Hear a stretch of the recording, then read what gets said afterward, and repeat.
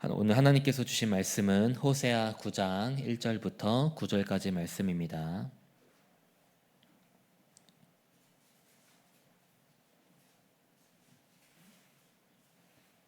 호세아 9장 1절부터 9절까지 말씀을 제가 봉독하겠습니다.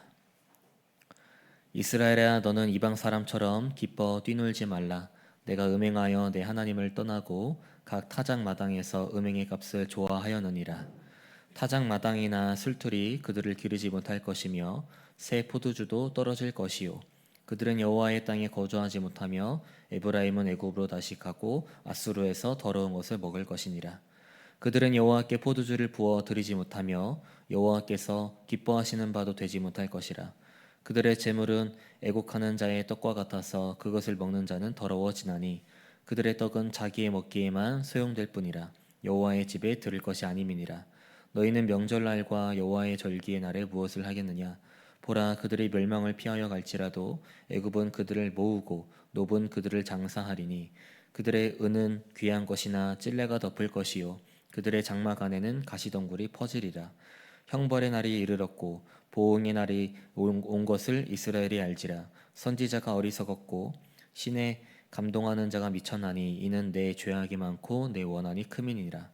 에브라임은 나의 하나님과 함께한 파수꾼이며 선지자는 모든 길에 친새 잡는 자의 그물과 같고 그의 하나님의 전에는 원한이 있도다. 그들은 기브아의 시대와 같이 심히 부패한지라. 여호와께서 그 악을 기억하시고 그 죄를 벌하시리라. 아멘.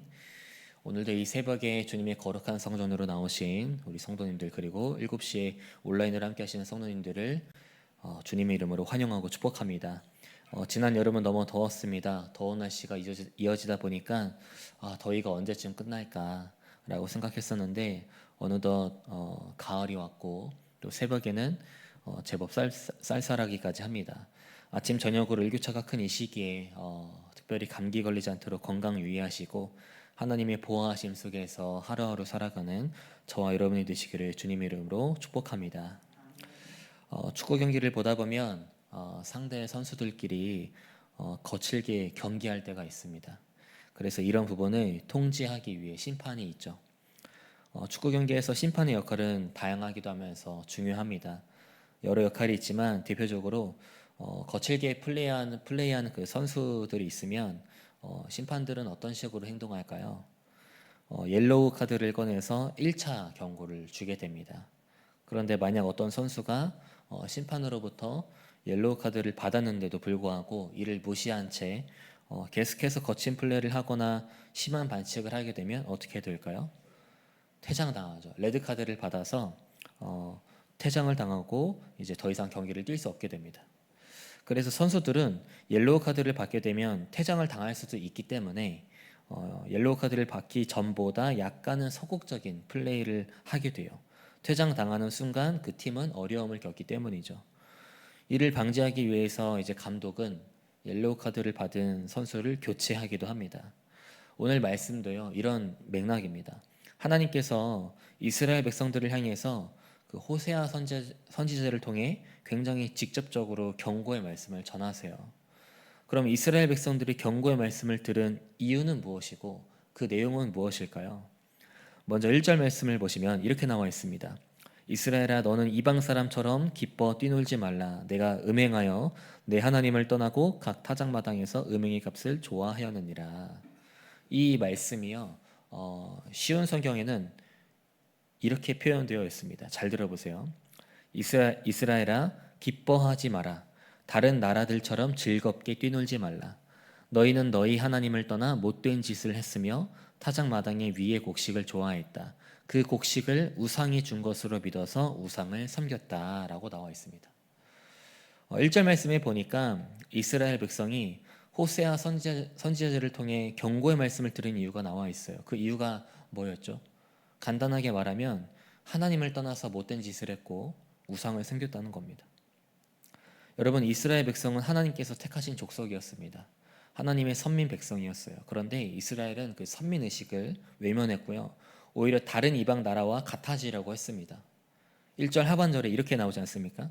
타작 마당 위에 곡식을 좋아했다. 그 곡식을 우상이 준 것으로 믿어서 우상을 섬겼다. 이스라엘 백성은 이방인들이 부와 풍성한 추수를 추구하며 사용했던 방법을 그대로 따라했습니다. 바알신을 예배했어요. 왜냐하면 바알신을 예배하고 섬긴 대가가 곡식과 포도주, 과일이었기 때문이죠. 즉 바알신이 이 땅의 주인이고 은혜를 주는 신으로 여겼다는 거예요. 그래서 호세아 선지자는요, 추수가 끝나고 가을저기를 축하하는 그날에 이스라엘 백성들을 향해서 기뻐하지 말라고 경고하고 있는 겁니다. 그렇다면 이스라엘 백성을 향한 경고에는 어떤 내용이 들어있을까요? 2절과 3절 말씀 보시기 바랍니다. 타작 마당이나 술틀이 그들을 기르지 못할 것이며 새 포도주도 떨어질 것이요 그들은 여호와의 땅에 거주하지 못하며 에브라임은 애굽으로 다시 가고 아수르에서 더러운 것을 먹을 것이니라. 경고의 내용이 어떻습니까? 먹을 곡식이 부족할 것이고 포도주도 부족하다는 거예요. 뿐만 아니라 하나님의 땅에 거주하지 못하고 아수르에서 더러운 것을 먹게 된다는 겁니다. 즉 기근을 마주하게 될 것이고 포로 생활을 하게 될 것이라는 거죠. 여러분 호세아 선지자는요, 북이스라엘이 아수르에 의해 멸망하기 전 약 20여 년 동안 활동한 선지자였습니다. 다시 말하면 하나님께서는 많은 선지자들을 통해 그리고 호세아 선지자를 통해 이스라엘 백성들이 다시 돌아오기를 바라는 마음으로 경고하셨다는 거예요. 그런데 오늘 본문에서도 나타났지만 이스라엘 백성은 하나님께서 원하시는 모습과는 전혀 다른 모습으로 살아갔습니다. 여러분 그렇다면 오늘 본문 1절부터 3절 안에 나타난 하나님의 경고에는 어떤 의미가 들어있는 걸까요? 이스라엘 백성은 풍년을 기대하면서 바알신을 섬겼습니다. 그런데 그들에게 결국 돌아온 것은 기근과 멸망이죠. 다시 말하면 이스라엘 백성들이 섬기고 숭배한 바알신이 풍요로움을 가져다 주는 것이 아니라 바로 하나님 자신이 풍요로움을 가져다 준다. 너희가 섬기는 그 바알신이 아니다라는 것을 분명히 말하고자 하셨던 겁니다. 여러분 저희들의 삶 속에서 풍요로움을 가져다 주시는 분은 누구일까요? 세상을 창조하시고 저희들을 눈동자같이 지켜주는 하나님이십니다. 그런데 지금 이스라엘 백성은 이런 하나님을 외면하고 있다는 거죠. 저는 개인적으로 4절 이하에 나오는 말씀이 너무 안타까웠는데요. 4절 말씀 한번 보시기 바랍니다. 그들은 여호와께 포도주를 부어 드리지 못하며 여호와께서 기뻐하시는 바도 되지 못할 것이라.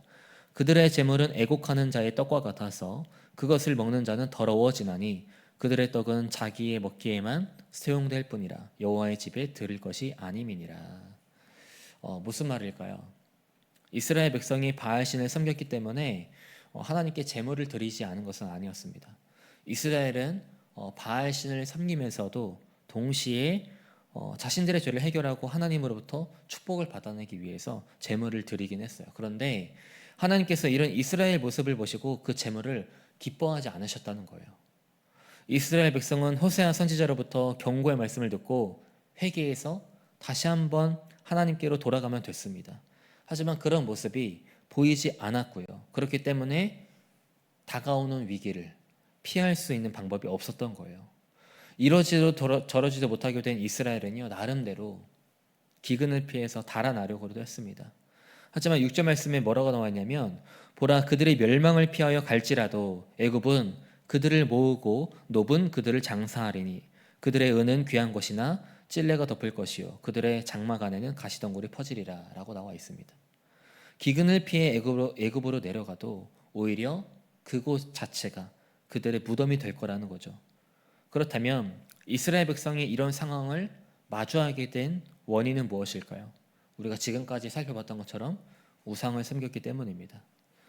여러분 이 시대를 살아가고 있는 많은 사람들이 우상을 숭배하는 이유가 뭘까요? 먼저 우상이라고 하면 보통 구약 시대에 등장하는 금송아지와 같은 모형을 떠올리게 됩니다. 하지만 우리가 반드시 기억해야 될 것은 때로는 나 자신이 우상으로 여겨질 수도 있고요. 자녀와 사랑, 성취, 돈, 권력 등 우리의 삶 속에서 발견할 수 있는 요소, 즉 무엇이든 우상으로 여겨질 수 있다는 거예요. 반지의 제왕이라는 책이 있습니다. 영화로도 개봉한 적이 있는데요. 이 책의 내용을 보면 핵심 소재가 하나 등장해요. 바로 반지입니다. 책이나 영화에 보면 이제 선한 역할을 감당하는 그 인물들이 몇몇 등장하는데요. 노예를 해방시키거나 백성의 영토를 지키거나 혹은 악인을 정의로 심판하려는 인물들이 등장합니다. 좋은 모습들이죠. 그런데 아무리 선한 의도에서라도 이 책과 영화에서 보면 이 반지를 끼기만 하면 물불을 가리지 않고 무슨 수를 써서라도 목표를 이루려고 해요. 반지가 좋은 것을 절대화해서 다른 모든 도의나 가치관을 전복시키죠. 그래서 이 반지를 낀 사람은 점점 더 거기에 예속되고 중독되는 모습을 보여줍니다. 무슨 말일까요? 이 책에 등장하는 핵심 소재인 반지가 없으면 못 살게 되는 것, 즉 우상의 모습을 보여주고 있다는 거예요. 꼭 손에 넣어야만 하기 때문에 그것을 얻기 위해서라면 한때 존중했던 규정도 어기고 남들과 자신마저도 해치게 된다는 거죠. 출애굽기 20장 2절과 3절 말씀에 이렇게 나와 있습니다. 나는 너를 애굽 땅 종되었던 집에서 인도하여 낸 내 하나님 여호와니라. 너는 나 외에는 다른 신들을 내게 두지 말라. 여기서 한 가지 의문이 따라옵니다. 3절에 나오는 다른 신들, 즉 다른 신들은 무엇을 말하는 것인가? 이 의문에 대한 답변이 바로 4절과 5절에 나옵니다. 잘 들어보세요.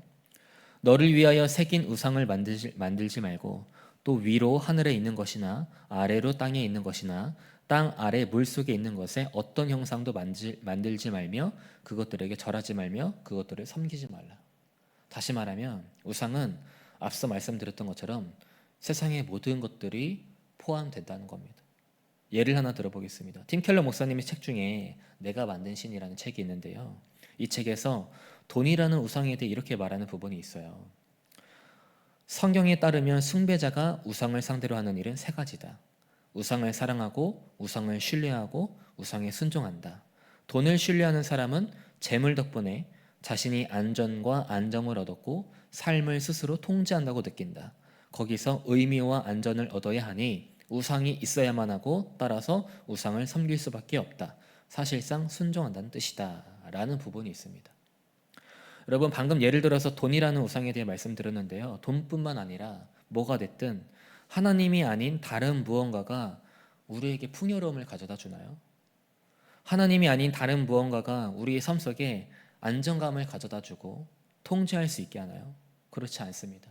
오늘 이스라엘 백성의 모습을 통해서 우리가 다시 한 번 더 기억해야 될 사실은요. 우리의 삶 속에 풍요로움을 주시고 안정감을 주시고 참된 행복을 주시고 참 자유를 주시는 분은 오직 하나님밖에 없다는 겁니다. 즉 하나님이 아닌 다른 무언가에 우리의 마음을 빼앗기지 말라는 거예요. 갈라디아서 5장 17절 말씀에 이렇게 나와 있습니다. 새번역 성경으로 읽어드리겠습니다. 육체의 욕망은 성령을 거스르고 성령이 바라시는 것은 육체를 거스릅니다. 이 둘이 서로 적대 관계에 있으므로 여러분은 자기가 원하는 일을 할 수 없게 됩니다. 인간에게는 누구나 욕망이 있죠. 이 욕망을 성경에서는 육체의 소욕과 육체의 욕망이라고 합니다. 다시 말하면 돈을 사랑하는 인간의 마음, 성취를 사랑하는 인간의 마음, 권력을 사랑하는 인간의 마음 등 하나님이 아닌 다른 무언가를 사랑하는 그 인간의 마음은 내 안에 있는 욕망을 굉장히 적극적으로, 구체적으로 움직이게끔 한다는 거예요. 그럼 어떤 문제가 발생하냐면 방금 갈라디아서 5장 말씀이 나오는 것처럼 성령을 거스르는 문제가 발생하게 되는 겁니다. 하나님의 뜻대로 살아가려고 할 때마다 내 안에 있는 욕망이 이미 구체화됐기 때문에 발목을 잡는다는 거죠. 그렇기 때문에 우리는 더더욱 하나님만을 바라볼 수 있어야 되고요. 하나님만을 사랑할 수 있어야 된다는 거예요. 여러분 하나님이 아닌 다른 무언가에 마음을 빼앗겨서 우상을 사랑하고 신뢰하며 순종하는 것이 아니라 독생자 예수 그리스도를 내어주실 만큼 우리를 사랑하시고 자녀 삼아주신 하나님만을 사랑하고 신뢰하며 순종하시기를 바랍니다. 그래서 언제나 하나님과의 깊은 관계 속에서 하루하루를 은혜로 살아가는 저와 여러분이 되시기를 주님의 이름으로 축복합니다. 말씀을 정리하겠습니다. 오늘 말씀 속에서 이스라엘 백성은 자신들에게 곡식과 포도주 그리고 과일, 즉 풍요로움을 가져다 주는 대상은 바알신이라고 여겼습니다. 이 모습을 보신 하나님께서는 호세아 선지자를 통해 경고의 메시지를 전하셨죠. 그 메시지 속에는 바알신이 풍요로움을 가져다 주는 것이 아니다 라는 의미가 담겨 있었어요. 우리는 이 메시지를 통해서 우리의 모든 필요를 채워주시고 참 자유를 주시는 분이 오직 하나님이라는 사실을 다시 한 번 더 깨닫고 발견할 수 있어야 됩니다. 사랑하는 여러분, 아까 함께 고백했던 찬송가 94장 가사를 다시 한 번 더 떠올려 보시길 바랍니다. 세상 즐거움을 다 버리고 세상 자랑 다 버렸네. 주 예수보다 더 귀한 것은 없네. 예수님밖에 없네. 이런 가사가 있죠.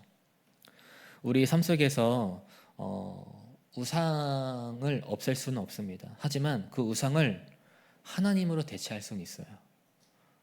즉 내 마음속에 있는 우상을 밀어내서 하나님 한 분으로 가득 채워야 한다는 거죠. 바로 주님보다 더 귀한 것은 없다고 고백하는 삶을 살아야 되는 것입니다. 바라는 것은 세상 모든 것이 우상으로 여겨질 수 있다는 것을 항상 명심해서 오직 하나님 한 분에게만 마음을 들이시길 바랍니다. 그래서 우리의 마음이 또 우리의 삶이 하나님으로 가득 차서 언제나 주님보다 더 귀한 것은 없다고 고백하며 선포하는 저와 여러분이 되시기를 주님의 이름으로 축복합니다. 기도하겠습니다. 은혜가 많으신 하나님, 오늘 말씀을 통해 우리의 모든 필요를 채워주시고 은혜를 주시는 분이 하나님이란 사실을 다시 한 번 더 깨달았습니다. 자비로우신 주님, 우리 삶 속에서 세상 모든 것들이 우상으로 여겨질 수 있다는 것을 명심할 수 있도록 붙잡아 주시옵소서. 하나님만이 주실 수 있는 것을 다른 데서 얻으려 하지 않게 하시고 우리의 행복, 삶의 의미, 정체성에 하나님보다 더 영향을 끼치는 것이 없도록 우리와 함께하여 주시옵소서. 다른 무언가에 우리의 마음이 빼앗기는 것이 아니라 밀어내서 우리의 마음이 하나님으로만 가득 찰 수 있도록 인도하여 주시옵소서. 그래서 주님보다 더 귀한 것은 없다고 고백하며 찬양하는 저희들이 될 수 있도록 역사하여 주시옵소서. 이 시간 우리 수표교회를 위해서 기도합니다. 특별히 남은 하반기에 수표교 포럼, 특별 새벽기도회, 찬양축제, 전도운동 등 여러 행사들이 계획되어 있습니다. 많은 행사들을 계획하고 준비할 때 인간의 생각이 아닌 하나님의 마음을 먼저 구하며 나아가는 우리 교회가 되게 하시고 하나님의 일하심을 경험하는 우리 수표교회가 될 수 있도록 역사하여 주시옵소서. 또한 김진호 담임 목사님과도 함께 하셔서 목회 사역을 감당하실 때마다 지치지 않도록 새 힘을 주시고 언제나 성령 충만함으로 주신 사명들을 감당하실 수 있도록 인도하여 주시옵소서. 다음 세대를 위해 기도합니다. 언제나 하나님의 사랑에 힘입어 살아가게 하시고 영유아 지부부터 청년부에 이르는 모든 예배 속에 함께 하셔서 시간마다 하나님의 임재하심을 경험할 수 있도록 함께하여 주시옵소서. 특별히 추수의 계절인 가을에 다음 세대 또한 복음의 열매를 맺기 위해 알곡 전도 축제, 친구 초청 잔치 등 여러 행사를 준비하고 있습니다. 전도가 어려운 이 시대에 하나님께서 주신 사명을 다시 한 번 더 기억하여 복음의 씨앗을 뿌려 풍성한 열매가 맺힐 수 있도록 저희들을 사용하여 주시옵소서. 그래서 선교 지향적인 삶을 살아가는 다음 세대가 될 수 있도록 함께하여 주시옵소서. 우리 교회 안나선교회, 모세선교회 등 신앙에 선배되는 성도님들이 있습니다. 언제나 아프지 않도록 건강을 지켜주시고 하나님을 향해 감사의 고백이 넘쳐나는 성도님들이 될 수 있도록 함께하여 주시옵소서. 또한 열심히 땀 흘리며 헌신하는 청장년 선교원들이 있습니다. 어디를 가든지 선한 영향력을 끼칠 수 있도록 붙잡아 주시고 하나님께 쓰임받는 일꾼 될 수 있도록 인도하여 주시옵소서. 아프신 환우분들에게도 하나님의 전능하신 팔로 안아주셔서 건강이 회복될 수 있도록 역사하여 주시옵소서. 이 시간 귀한 예물 드렸습니다. 이 예물들이 하나님 보시기에 귀하고 아름다운 곳에 쓰일 수 있도록 인도하여 주시고 오늘 하루 동안에도 다른 무언가의 마음을 빼앗기는 것이 아니라 오직 하나님께만 마음을 드리고 하나님보다 귀한 것은 없다고 고백하는 귀한 시간 될 수 있도록 기름을 부어 주시옵소서. 감사드리며 우리의 소망 되시고 구원자 되신 예수 그리스도 이름으로 기도드립니다. 아멘. 하늘에 계신 우리 아버지여, 이름이 거룩히 여김을 받으시오며 나라가 임하시오며 뜻이 하늘에서 이루어진 것 같이 땅에서도 이루어지이다. 오늘 우리에게 일용할 양식을 주시옵고 우리가 우리에게 죄 지은 자를 사하여 준 것 같이 우리 죄를 사하여 주시옵고 우리를 시험에 들게 하지 마시옵고 다만 악에서 구하시옵소서. 나라와 권세와 영광이 아버지께 영원히 있사옵나이다.